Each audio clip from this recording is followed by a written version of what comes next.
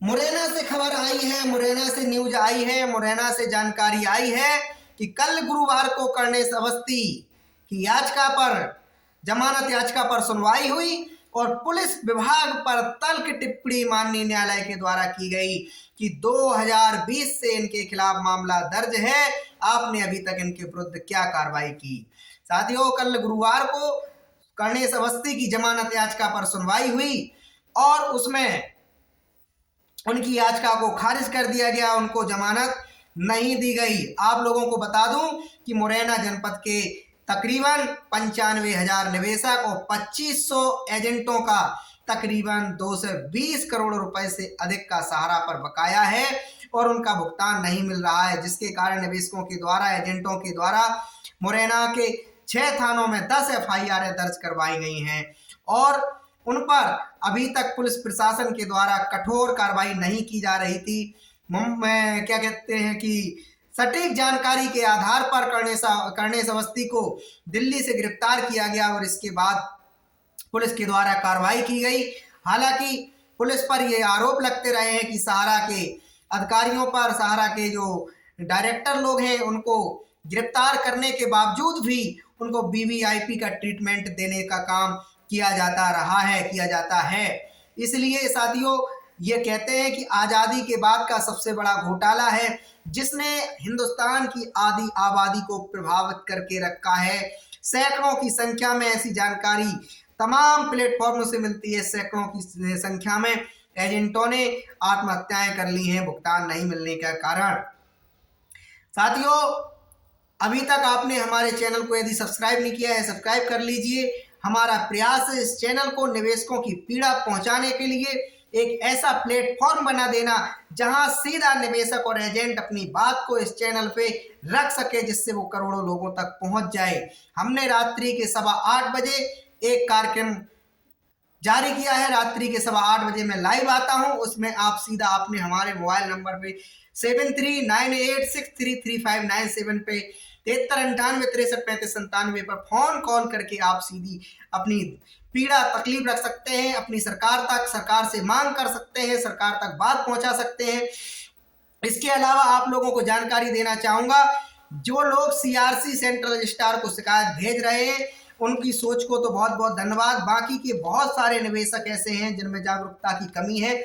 अभी तक central registrar Bharat सरकार के पास 1% भी निवेशकों की शिकायतें नहीं पहुंच सकी हैं।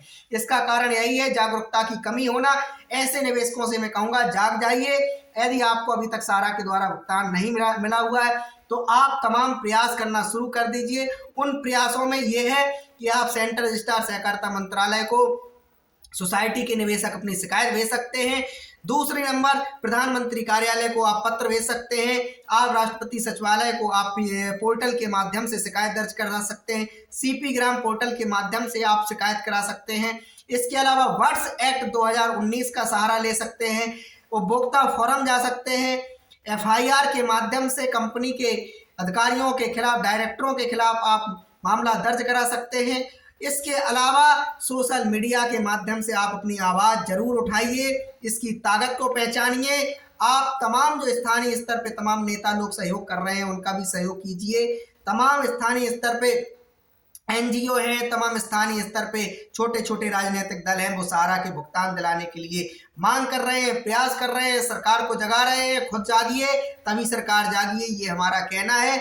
और हमारा जो रात्रि के 8:15 बजे कार्यक्रम चल रहा है, घंटी बजाओ सरकार जगाओ, इस कार्यक्रम में ज़्यादा से ज़्यादा निवेशकों को जोड़िए, ज़्यादा से ज़्यादा एजेंटों को जोड़िए, जिससे सीधी बात देश के जनता तक, देश के अन्य तमाम पीड़ितों तक पहुंचे कि हिंदुस्तान का ये सबसे बड़ा जो समस्या है वो इस समय सहारा इंडिया के निवेशकों और 13 लाख बेरोजगार हुए एजेंटों की समस्या है।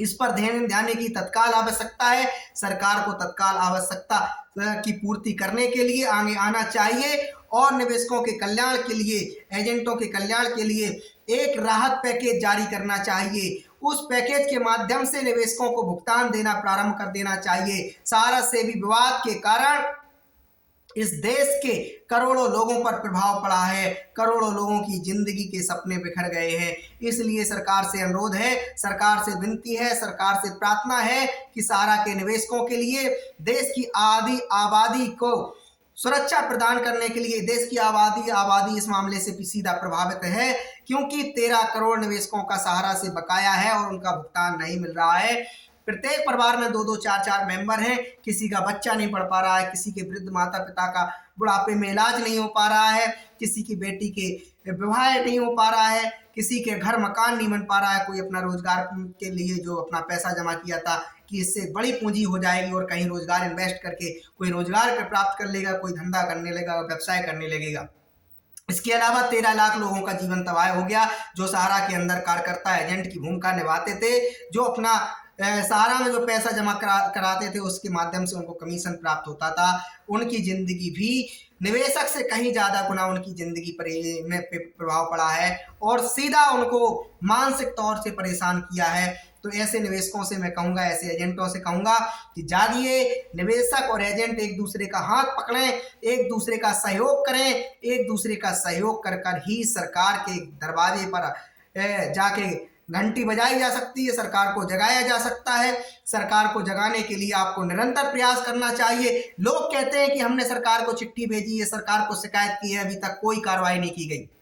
ऐसे मामले में मैं एक बात कहूंगा, अभी तक 1% निवेशकों ने, 1% एजेंटों ने अभी तक सरकार तक शिकायत नहीं पहुंचाई है, क्योंकि 13 करोड़ लोग हैं, 13 करोड़ निवेशक हैं जिनका भुगतान सहारा में जमा है और चंद लोग हैं जिनका अभी तक सरकार के पास शिकायत पहुंचा, यानी कि 1000 निवेशकों पे अभी तक 10 निवेशकों की शिकायत सरकार तक नहीं पहुंची है। सरकार पर दबाव बनाने के लिए यह, और आपको और बता दूं, जब भी कोई प्रयास होगा भुगतान दिलाने के लिए, कल के दिन अगर आपकी शिकायत सरकार के पास दर्ज होगी, रिकॉर्ड आपका दर्ज होगा, तो उस पर सरकार कार्रवाई करेगी। लिक्विडेटर भी बैठाया जाता है, तो उसी से भुगतान दिलाने का प्रयास किया जाएगा। इसलिए सहारा से भी विवाद निपटाना निवेशकों की जिम्मेदारी नहीं है, व्यवस्था सरकार को करनी चाहिए, सेबी को करनी चाहिए और सहारा को करनी चाहिए। माननीय सुप्रीम कोर्ट में सहारा से भी विवाद है, मात्र वो 24,000 करोड़ रुपए का सहारा रियल एस्टेट और सहारा हाउसिंग का विवाद है। इस बात को आप लोगों को बड़ी गहराई से समझना चाहिए। सहारा में जो निवेशकों की पूंजी है वो मैं ब्याज के कम से कम 2-2.5-3 लाख करोड़ रुपया है। 1.13 करोड़ रुपया, 1.13 करोड़ रुपया माननीय संसद के माध्यम से दोस्त को जानकारी प्राप्त हुई कि 13 करोड़ निवेशकों का 1.13 करोड़ रुपया सहारा में निवेशित है। इसलिए साथियों, चैनल को सब्सक्राइब नहीं किया तो सब्सक्राइब भी कर लीजिए, लाइक भी करिए और खुद जागिए, जगाइए, प्रयास कीजिए, तभी आपको सफलता मिलेगी। जब रात्रि के बाद निश्चित है कि सवेरा आएगा, कोई ना कोई हम सब की पीड़ा में निश्चित ही कंधे से कंधा मिलाने के लिए आगे आएगा। इसलिए सरकार तक शिकायत पहुंचाने का क्रम जारी रखिए। बहुत बहुत धन्यवाद। हमारा प्रयास लगातार बना रहेगा कि आप लोग जागें और आप तक, करोड़ों लोगों तक ये वीडियो पहुंचे और उस वीडियो को देखकर आप मात्र सिर्फ ये वीडियो नहीं समझे, इस वीडियो से जो आपको मैंने बताया उस पर कुछ अमल करने का भी प्रयास करें। थैंक यू, बहुत बहुत धन्यवाद।